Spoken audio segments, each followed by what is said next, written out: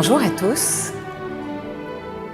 Aujourd'hui, on va parler d'un des dons de l'esprit, la crainte de Dieu, ou la peur de déplaire à Dieu. Bien franchement, je trouve que c'est une drôle de façon de parler d'amour. Mais c'est un don qui nous invite à la prudence. J'aime bien le mot prudence quand je pense à peur de déplaire. Devenir de plus en plus prudent à ce que l'on dit, à notre façon d'agir, prudent dans nos pensées. Alors, développer de plus en plus cette conscience de « c'était-tu gentil mon affaire ou j'avais une petite intention en arrière? Est-ce que je l'ai appelé pour y rendre service ou parce que moi, je vais avoir besoin d'un service dans 2 semaines? » Alors, prendre de plus en plus conscience que l'amour que Dieu est et qu'il nous donne en abondance chaque jour, à tous les instants, veut grandir par notre capacité d'être dans cette présence-là. Si on n'avait pas les lois pour nous aider à conduire correctement notre voiture, si on n'avait pas de stop de lumière, il y a beaucoup de monde qui aurait de la difficulté à traverser les rues. Pourtant, dans d'autres pays, dans d'autres régions que celle du Québec, entre autres, ils n'ont pas besoin de lumière tant que ça. Et bien souvent, les gens, lumière rouge, lumière verte, espace pour les piétons ou pas, les gens vont s'arrêter dès qu'ils voient que quelqu'un veut traverser. Est-ce que c'est notre attitude? Est-ce qu'on a cette bienveillance dans une prudence pour rester alerte à ce qui se passe autour de nous et choisir de laisser passer quelqu'un, même si la lumière est rouge pour cette personne-là? Je trouve qu'on a tellement d'occasions de sortir de cette tendance à « Ah, elle était rouge » ou « Ah, c'est pas le temps, je ne laisse pas passer ». Non, non. Par amour, juste pour être serviable, passez en avant, madame. Quelqu'un arrive à l'épicerie, puis il veut passer en avant de nous. Ça fait à peu près 10 minutes qu'on attend parce qu'il y a du monde, Un de plus ou un de moins. Allez-y, madame, ça me fait plaisir. Et pourquoi pas? Parce que le bonheur qu'on ressent, là, ça fait tellement de bien que le temps n'existe plus pendant ces minutes-là. On sait que le temps, c'est quelque chose de très relatif. Mais de prendre juste cet espace-là, ces petits 2 minutes pour réfléchir avant de parler, c'est une façon d'être prudent et de s'assurer qu'un peu plus d'amour va ressortir de ce que l'on va faire. Alors, cette peur de déplaire peut se transformer en une occasion extraordinaire d'être de plus en plus amour. D'ailleurs, je pense que c'est son sens profond. Réaliser que sans la présence de Dieu dans nos vies, qu'on a des pauvretés à être amour, qu'on est tellement petit. Je ne sais pas si c'est pour votre part, mais tu sais, quand on regarde notre façon d'aimer notre conjoint dans nos débuts de relation, ça se transforme tellement au fil du temps. Puis on réalise que finalement, au départ, on avait tellement envie d'y plaire et on voulait que l'autre nous plaise dans sa manière d'agir. Puis au fur et à mesure qu'on grandit, dans notre relation, on se rend compte que l'autre a ses petits travers, puis c'est bien correct, parce que moi aussi, j'ai les miens.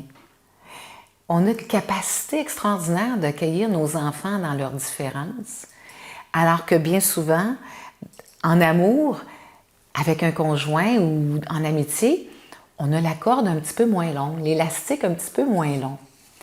Alors prenons de plus en plus conscience que cette habitude à devenir de plus en plus amour, par peur de manquer la chance de semer du bon grain dans notre jardin. C'est ça qui est important. Qu'est-ce que je veux récolter demain? Bien, c'est ce que je vais semer aujourd'hui. Si je veux récolter des tomates, c'est bien de valeur, c'est des plants de tomates que je dois semer et au bon moment. Si je les sème au mois d'août, bien, je risque d'avoir manqué mon occasion d'en récolter cette année. Alors, être de plus en plus vigilant, ça veut dire prendre des bonnes habitudes. Prendre de plus en plus l'habitude de prier le matin en me levant, de prendre le temps de me mettre en relation avec Dieu, de dire, écoute, passe devant, Seigneur, aujourd'hui, ou Marie passe devant, comme plusieurs ont l'occasion de le faire bien souvent, cette mère qui nous a été donnée et qui est toujours là pour prendre soin de nous. Alors Marie passe devant, écoute, je suis un peu mal à l'aise, là, je m'en vais rencontrer quelqu'un, je ne sais pas trop quoi dire, ou je ne suis pas à l'aise avec cette personne-là, je n'ai pas appris à la bien connaître, ou son ton de voix me dérange, son attitude me dérange. Bien, viens m'aider à être plus en paix, en sa présence. Et souvent, bien, ces outils-là que sont Dieu, Marie, la prière, on a des outils extraordinaires, mais c'est de les mettre en pratique de plus en plus. Et j'aime à penser que le bon Dieu, là, c'est mon GPS. Que cette présence d'amour-là, c'est mon GPS. Un GPS qui n'est pas dans ma voiture, mais qui est intégré à moi. Alors, il s'agit de le mettre à on. Et pour le mettre à on, il faut que je dise oui. Je te dis oui, passe devant. Oui, je veux devenir un peu plus toi aujourd'hui. Je veux me reprendre. Je veux me corriger. Aide-moi à prendre le bon chemin. T'es mon GPS, t'es en dedans de moi.